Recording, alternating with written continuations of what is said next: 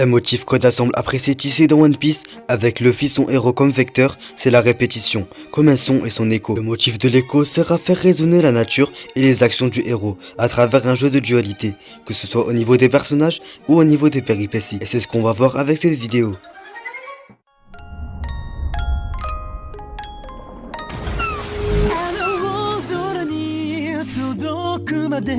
I believe 一つの明日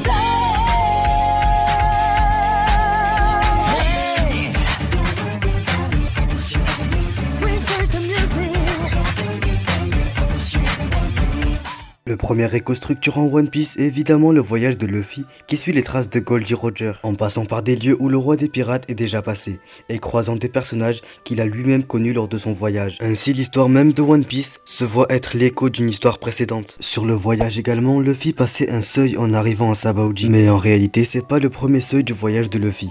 Red Line coupe Grand Line 2 fois, donc le passage d'East Blue vers Grand Line constitue déjà un seuil, avec sa symbolique de mort et de renaissance, l'exécution manquée de Luffy ajouté à la rencontre de la Boune. Le voyage de Luffy a donc deux passages du seuil se faisant écho. Une autre forme d'écho intéressant à souligner et liée au seuil, c'est le mythe du nouveau monde, qui est introduit comme celui de Grand Line lors de l'époque d'East Blue, et où les empereurs reprennent le rôle des grands corsaires au niveau de la figure du pirate mythique et ultime naviguant sur la mer à conquérir.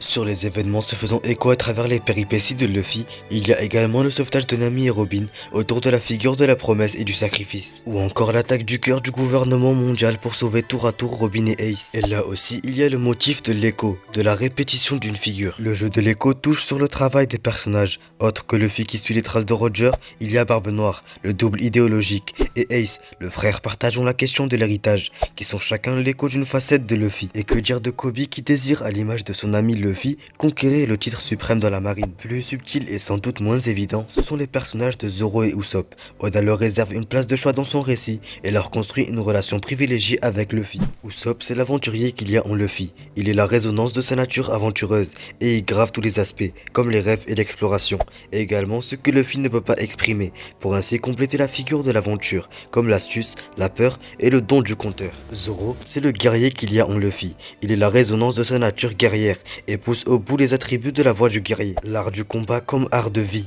quête du combat comme quête spirituelle, dépassement de soi et souffrance nécessaire. Usopp n'est pas un guerrier de premier ordre, de la même façon que Zoro n'est pas un aventurier de premier ordre. Ils sont chacun la résonance d'une des facettes de Luffy le pirate, aventurier et guerrier. Usopp réalise le voyage du héros d'un point de vue extérieur, tandis que Zoro l'effectue de l'intérieur. Le motif de l'écho ou de la dualité se voit ainsi décliné de nombreuses fois et de nombreuses façons. Plus que le motif lui-même, c'est la façon dont Oda en joue et le multiplie à l'infini qui est fascinant. Cette façon qu'a Oda de se servir du motif classique de l'écho pour construire son récit et entremêler ses figures, et ça de manière si naturelle que le motif disparaît. C'est sans doute là une des forces de One Piece, utiliser une forme classique et la dépasser pour créer l'original.